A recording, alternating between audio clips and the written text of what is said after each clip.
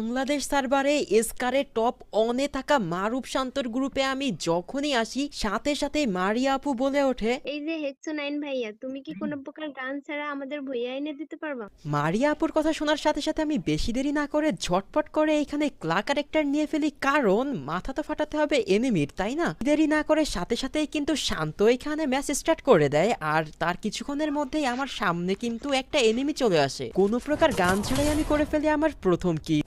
আগেই বলেছিলাম গান ছাড়াই এনিমিকে মারবো, তার জন্য প্রথমে একটা কিল শেষ হয়েছে, আবার ওই এনিমিটাকেই পিকে আসতে দেখে আমার সামনে চলে আসে। ভাই কি পরিমাণ বিজন দিয়ে রাশ করে দেয়, কোনোভাবে তার হাত থেকে বাঁচার চেষ্টা করছিলাম কারণ আমার কাছে তো গান নাই। সবশেষে আমাকে মেরে শালা আমারে লোল দেয়। ভাই একবার ভেবে দেখো কত খারাপ ভাই, কোনো গান নাই তাও লোল দিচ্ছিল। তো আমাদের জোন বাবা কিন্তু এখানে আমাকে রিভাইভ করে দেয়, এবং রিভাইভ পাওয়ার পরে আমি কিন্তু আবারও চলে আসি এখানে পিকে। আর ভাই কি বলবো, ঠিক ওই স্কোয়াডটার সাথেই কিন্তু আমার দেখা হয়ে যায়। এই যে দেখো